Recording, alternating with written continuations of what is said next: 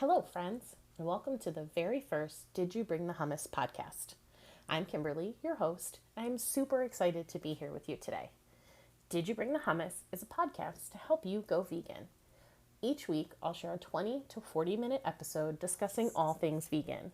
Most importantly, we'll talk about how to embrace this meaningful decision with fervor and fun. Episodes post every Monday on your favorite podcast app. Before we get started, I have one very important question for you. Did you bring the hummus? Before we get started, I just wanted to give some background on what made me want to do a podcast to begin with. I love talking about being vegan, going vegan, about vegan food, about vegan clothes, all of it. But I'd never thought about doing a podcast until my latest Toastmasters project. It's an elective in what they call a pathway. If you don't know what Toastmasters is, it is a public speaking organization. You meet with your local club a couple of times a month. You follow what they call a pathway. It helps you learn how to write, structure, and present speeches. As you move up in the pathway, things get a little more complicated. So here I am with my podcast project. The next question I imagine you might have is, why did I name this podcast, Did You Bring the Hummus?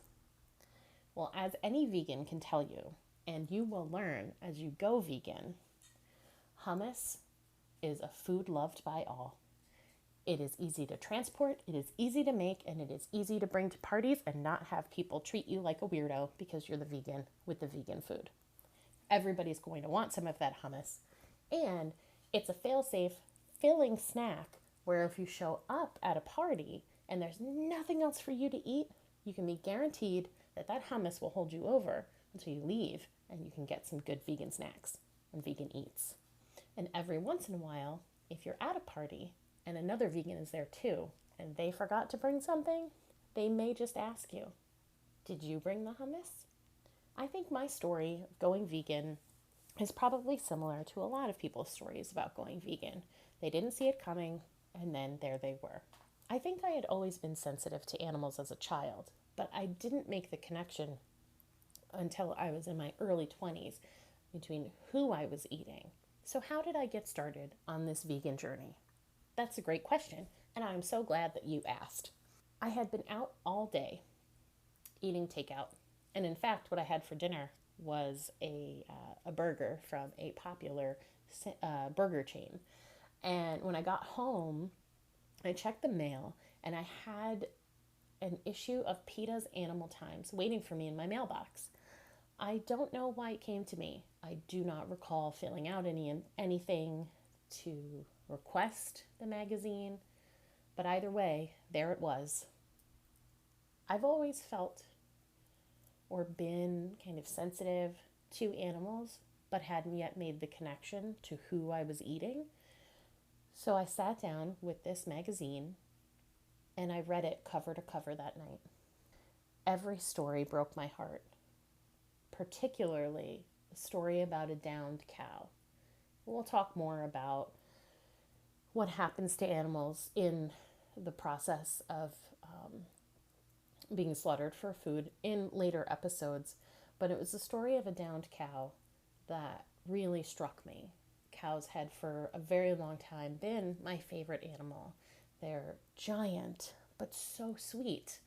These big brown eyes just full of so much depth and love and care. And despite me feeling that way about cows, I was the first girl to order a cheeseburger every chance she got. And I was not into vegetables at all. But this story really broke my heart. And I knew right then and there that I was never going to eat a cow again. And I decided to go vegetarian right then. And honestly, I was up all night just sick thinking about what I'd eaten for dinner that night, for lunch that afternoon, for breakfast that morning, and for every meal before that through my entire life. I was changed, is really the only way to describe that. I also, like I said, I didn't know, I didn't like vegetables. I ate lots of burgers. I had no idea what I was supposed to be eating now that a majority of what I had been subsisting on was no longer an option for me.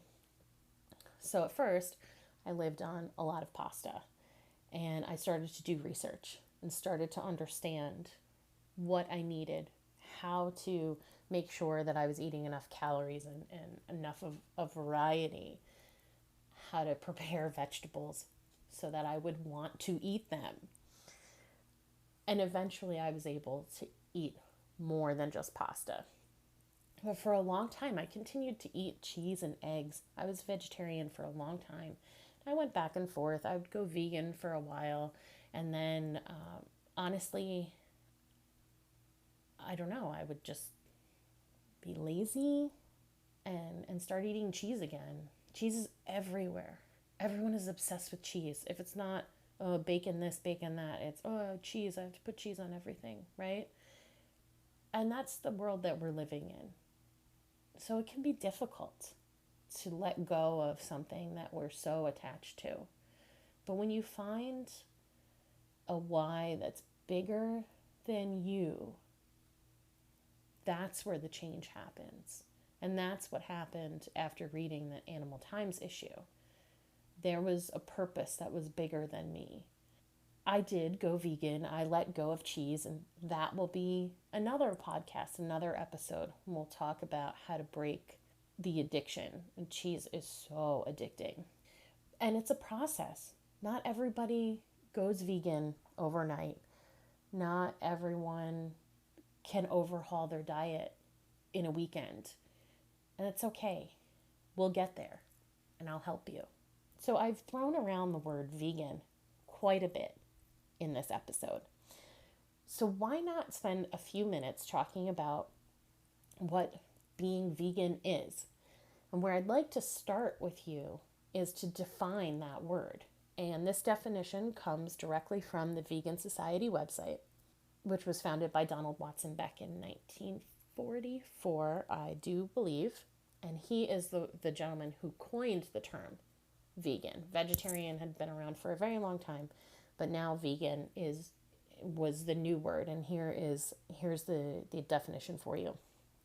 Veganism is a philosophy and a way of living which seeks to exclude, as far as is possible and practicable, all forms of exploitation of and cruelty to animals for food, clothing, or any other purpose, and by extension, promotes the development and use of animal-free alternatives for the benefit of animals, humans, and the environment. In dietary terms, it denotes the practice of dispensing with all products derived wholly or partly from animals. As you can see, going vegan and being vegan goes way beyond what you eat. It truly impacts every aspect of your life. I don't say that, though, to overwhelm you. I say that to show you the power in this one change. Yes, it's significant, the changing your diet. We eat at least 3 times a day, right? Those are a minimum of 3 choices every single day, 365 days a year, that you get to choose whether or not you're going to contribute to the exploitation of animals or whether you will not. That in and of itself is powerful. But what about all of those other places where animals are used? Clothing, beauty products, the type of entertainment we pay for. And we will cover all of this. So yes, it's huge, it's significant, but it is doable. I've spent much of my life believing that I could not stick to anything. But I am here to tell you that I went veg 19 years ago. I'm still going strong. It's still the single best decision I've ever made in my whole life. So it is possible. And that's why I'm here. I am here to help you go vegan. I look forward to seeing you in our next episode, where we'll talk about the decision to go vegan. We'll talk about your why, uncovering that purpose that is bigger than yourself. Thanks for listening, and don't forget to bring the hummus.